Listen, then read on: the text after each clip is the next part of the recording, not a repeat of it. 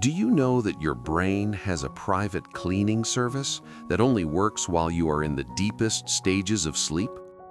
Most people think that memory loss is just an inevitable part of getting older, a slow fade into the shadows that we simply cannot control. But what if I told you that a tiny device you hold in your hand, your smartphone, is quietly sabotaging that cleaning process every single night?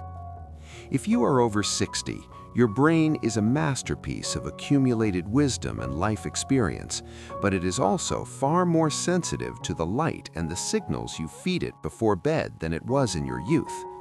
You might believe that checking your emails, scrolling through social media, or watching the late-night news is a harmless way to unwind, but the truth is that blue light is lying to your brain. It is telling your internal clock that it is high noon when it should be midnight. By doing this, you are locking the doors to your brain's repair shop exactly when it needs to be open the most. In today's video, we are going to uncover the shocking connection between your late-night digital habits and the risk of dementia. We will explore the science of the glymphatic wash, the brain's nightly detox, and share the cautionary story of Robert, a man who thought he was losing his mind to age, only to realize he was losing it to his phone.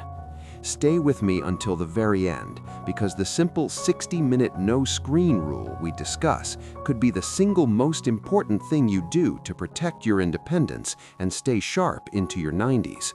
Remember, aging is not the enemy, neglect is. The Nightly Brainwash.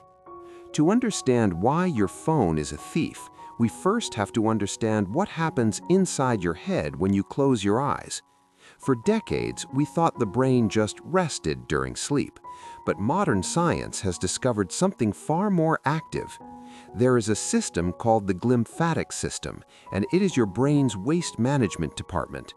During the hours of deep sleep, specifically between 10 p.m. and 2 a.m., cerebral spinal fluid floods the pathways of your brain. Think of it like a powerful rhythmic rinse. This fluid washes away metabolic trash, most notably a protein called beta-amyloid. If that name sounds familiar, it's because beta-amyloid is the primary substance that forms plaques in the brains of those with Alzheimer's disease. It clogs your neural pathways, just like cholesterol blocks an artery. When your sleep is shallow, or when you stay up late staring at a glowing screen, this brainwash is cut short. The toxins aren't fully rinsed away. They remain, accumulating night after night, year after year. For seniors whose bodies already have a smaller margin for error, this lack of nightly cleaning leads directly to brain fog, chronic fatigue, and eventually permanent cognitive decline. If you don't let your brain clean itself tonight, you are carrying yesterday's trash into tomorrow. The blue light deception. So why is the smartphone the primary culprit in this robbery? It comes down to biology. Human beings evolved to follow the rhythm of the sun. When the sun sets, your pineal gland is supposed to release melatonin, the hormone that signals every cell in your body that it is time to repair. However, smartphones and tablets emit a specific wavelength called blue light. To your eyes, this light looks like the midday sun. When that light hits your retina after 10 p.m., your brain enters a state of confusion.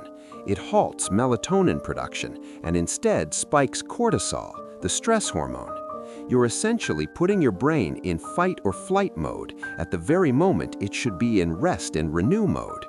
Even if you manage to fall asleep after scrolling, your brain remains in a low-level state of alert.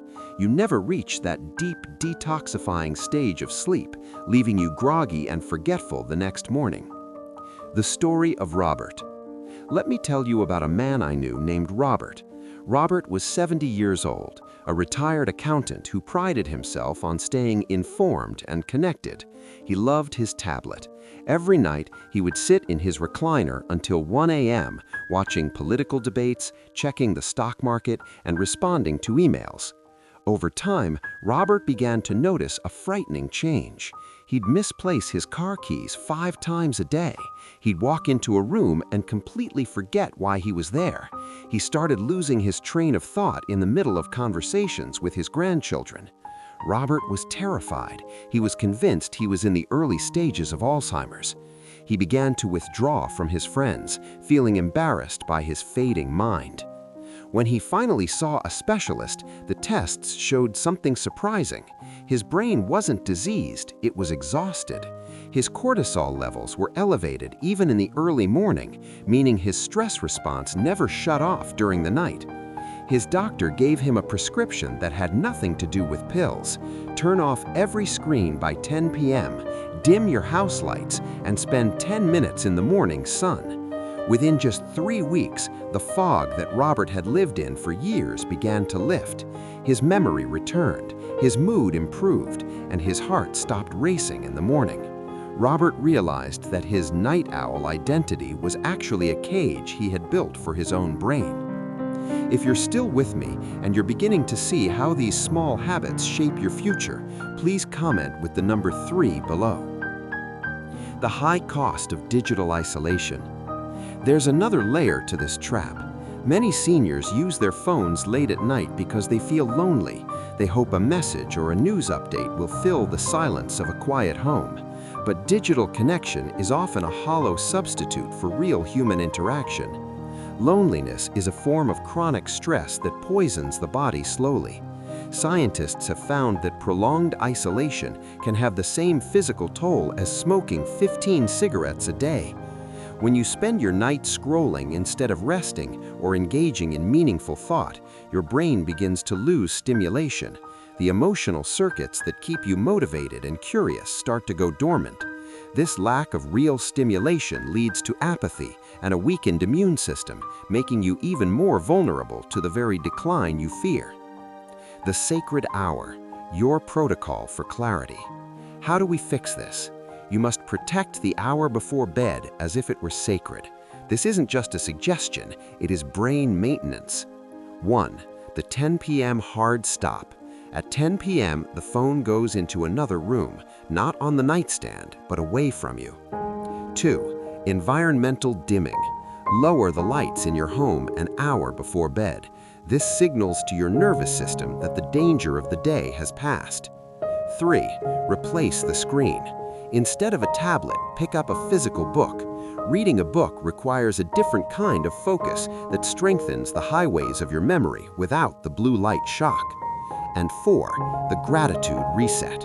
Before you close your eyes, think of one thing you are grateful for. Gratitude is spiritual oxygen. It lowers blood pressure and shifts your brain from survival mode into healing mode.